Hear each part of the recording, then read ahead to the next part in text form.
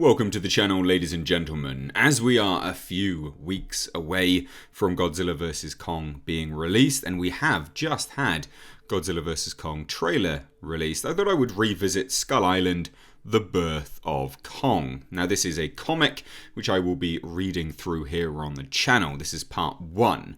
Now this is interesting because this is both a sequel and a prequel to the Kong Skull Island film, which explores Kong's backstory, his origin, his parents in fact, and also Skull Island specifically. Now I thought I would revisit this because Godzilla vs. Kong almost rewrites some of what is actually in this comic. So I thought I would go through this, and then when Godzilla vs. Kong is released, we can have a look and we can see if there is any difference. So if you enjoy this, please do give it a big thumbs up. Thank you so much for watching it in advance. Let's dive right into part 1. It's June 24, 2012. We're on a boat somewhere in the ocean. We don't belong here. These are dangerous waters. But we're still getting this Mayday signal. This is the place, all right. We see the people fish something out of the water. It's Monarch. Project Monarch. Warning, extremely hazardous. Do not open. Well, looks like we found the money. What the hell's inside? Leave it the hell closed. Radio the OOD. We're all done here. Aye, aye, sir. 2 weeks later. Brooks. Houston Brooks. Been a long time. You look good for a man heading out to pasture. 40 years of service. Sing. You old bastard. Can't believe you made it. Old? Have you looked at a mirror lately? I wouldn't miss this for the world. Ready for your big send-off tomorrow? We're in the Monarch field office. Sigma. Location is undisclosed. What's this? It's a retirement present. Australian Navy fished it out of the South Pacific about a week ago in one of our Kevlar float bags. Ran the serial number. It belonged to Aaron. He brought it with him to Antarctica before he disappeared. So what was it doing in the South Pacific? Unknown. The recorder, USES military grade bubble memory. Chances are the files are good, but it's password protected. And NSA's crypto hardware is all tied up while we trace the Janjira leak. Technically, I actually shouldn't be here, but Aaron was your son. I know you and he had problems, but he was a good kid, Houston. Yeah, he was. Monarch needed more people like him. We still do. Houston sits down, plugs the recorder in. If this really belonged to Aaron, I should be able to... Yep. Got the password. It was the Horn of Heimdall, guardian of the Rainbow Bridge to Asgard. I used to read Aaron Norse mythology as a kid. He loved it. We always used Jalharon as a password. Always. Over the rainbow, Aaron. And now we see a flashback 17 years earlier. I can't believe you'd allow this to happen, Dad. I can't believe you'd be so reckless, so completely irresponsible. Aaron, you had no right to break into my files. The danger you may have put us all in gives me the right. Next time, choose a different password. An entire island full of mutos, and you left it to this giant ape, this Kong. You and Serizawa. Always the same old song, let nature strike its own balance. That's the answer? I explained this to you before you joined Monarch. We are dealing with forces beyond our control. Kong isn't just an animal, he is the king of the island, and every beast on it. As long as he rules, the rest of the world is safe. And what if Kong can't keep control of things? What's our second line of defense? How do you know this thing is even still alive? We're monitoring the situation by satellite. Oh, right, so we're taking photos from 30,000 feet, huh? Great, I feel so much better. I had friends, good friends, who lost their lives there. They believed in keeping this a secret. I'm warning you, Aaron. You need to leave this alone. Houston and Aaron's altercation is over, with Aaron walking off. You know I'm right, so you fall back on threats as usual. I knew this would happen. I will not let you or anyone else piss away the hard work we've done keeping this a secret. I won't, Aaron. Houston shouts once more. Are you listening to me? Get back here, Aaron! Aaron! And they're in the car. Aaron. Houston goes to his office and begins listening to the recorder. The personal record of Aaron Brooks, MID. August 7th, 1995. My team and I are not going to study a mutofossil bed in Antarctica. Our true objective is... He puts his head in his hands, realising. Oh, Aaron. Skull Island. This recording's for you, Dad, more than anyone else. If you're listening, you're probably pretty pissed off at me.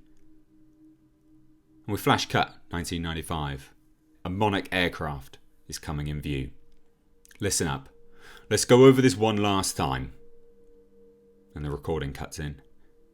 We weren't supposed to have any secrets, you and I. But hey, like father, like son. Turns out I have a knack for conspiracy too. Once we clear the storms, that's it, we're locked in. Meet the team I convinced to go on my little escapade. Monarch's finest, a new breed of monster hunters. We realise that, Brooks, we don't need a pep talk.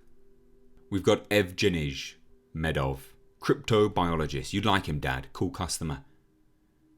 We've got Evelyn Matmavi, PhD, MD, name the initials, she's got them. You recruited her for Monarch, do you remember? Hold on, Aaron's right. He took a big risk letting us in on his father's files. One last time, we all need to be sure. And we've got Helen Carsten, survival instructor, real legend in the US Navy. She roped in Sejudo, our pilot, 2 for 1. We're 15,000 feet above a monster-infested island flying through a hurricane in a misappropriated military prototype. Why worry? I have no doubts, Aaron. What about you? Sounds like you need to convince yourself. And then there's Riccio, Walter R. Riccio. Mythographer. Scary smart. Guy speaks like 5 languages. My father, Monarch, wants Skull Island kept secret forever. But to hell with that. I'm not entrusting humanity's survival to a giant monkey. Not without a lot more assurance. It's that simple. And for what it's worth, Dad, I'm sorry, I really am sorry. We land, we collect evidence, as much as we can, then we get out, 72 hours max. They tried to hide this from us, they failed. But the world has a right to know about Skull Island. We're clear of the storms, I have visual contact. I have to do this. And we see the plane looking over Skull Island. It's beautiful, we see rainbows, and on the horizon birds. Touchdown in 6 minutes. Your field notes are a big help, I want you to know that. Mythic islands pop up in cultures all around the globe. Atlantis, Thule, Lemura. This is it, this is really... The storm system you told me about?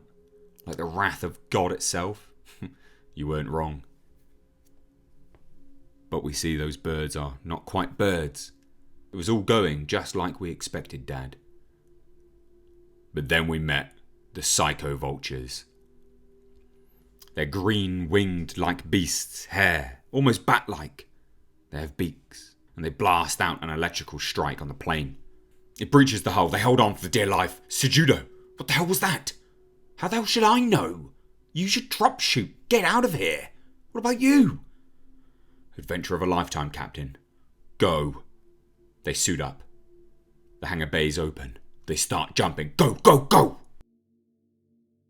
We see them descend, the psycho vultures following them. And we hear over the radio, the V-22's not gonna make it. These creatures, it's like we're diving through time. Sejudo, do you read? There's a clearing below. Aim for it. We need to stay close. They open up their parachutes. As they descend, we see the beauty of Skull Island. And something waiting. Sound off. How's everyone doing? Never better. Sprained ankle, but I'll walk it off. Hey, come take a look. Well, how about that?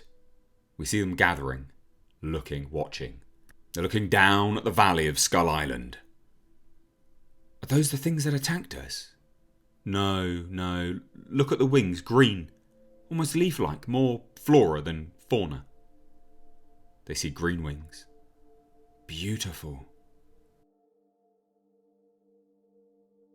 Alright, Sejudo went down about 3 clicks to the west. Did he make it? I lost sight in the trees. Damn it! This place is crawling with predators. Riccio interrupts. We need to make contact with the people on this island. Securing our supplies is the first objective. Look, you said it yourself, Aaron. We're lunch on 2 legs. We need guides. My father's notes were pretty vague on the natives, if they even exist. Listen, Riccio, you're a mythographer. You want to study the locals, learn their history. I respect that, I really do. I'm not making the suggestion out of personal interest, Medov. Everything we have is on the V-22. Without a way out of here, we're dead. He's right, Riccio. Sejudo could be hurt. We can't just leave him. Besides, there are only 5 of us. We'll tread lightly. Riccio frustrated. Fine. It's settled. Riccio, at the very least, will hear a Muto long before it catches up to us. That much I can. But he's cut off. We see new beasts running in. Head for the cave. Take cover. Run. But it's too late. They didn't quite anticipate. No father's notes would brace them for what they saw. The Mutos descend upon them. Picks her up. One bite. Blood pours out. Karsten's down, legs being tossed between them. Karsten! Keep going, goddammit! They head for the caves and turn, ready to strike. There are too many of them! No amount of bullets will save them. Medov gets attacked. Bitten into the shoulder. Eren braces himself against one of these beasts as its jaws clamp down, ready to strike. No way out! And it's then Kong makes his first appearance. An almighty fist of Kong comes down on the ground, sending shockwaves across the monsters, pressing them back. Kong's hand comes down once more, grabs, reaches out to them, crushes them. And the ones that remain, his foot descends, and they're destroyed. All we see is the shadow of Kong on Skull Island. We hear a strange noise. Toom, toom, toom. Toom, toom, toom. Medov, hang on, man. We see Medov, brutally injured. Out of the way, Aaron, give me space. Shoulders busted, ribs too. There's blood pouring out of him, holes where there shouldn't be. What's that? Morphine. Try not to talk. Kevlar saved his life. He's stable for now, but I need the medical supplies on the V-22. Riccio interjects. Karsten was the survival expert. How the hell are we going to? We all knew the risks coming here, Riccio. Focus, now. Help me make a stretcher. Riccio walks off. Yeah. Okay. That was Kong. Mutmavi. That was him. Medov, how you doing? Still hurts. I just don't care anymore. Riccio's there at the mouth of the cave. We're not alone here. Yeah, thanks for that, Riccio. We kind of realised. No, I mean, we're not alone, he says, shocked, pointing. And we see. It's the Iwi. Greetings, searchers. You have come at last. And the recording takes over. Just one thing, Dad. I remember you said in your files that the locals never talk. But one of them does. Do not be afraid. We do you no harm. You speak English? My name is Atto. We have been waiting for you. Awati. Riccio. Awati? Yes, you. Awati. Awati. The people who come from the sky.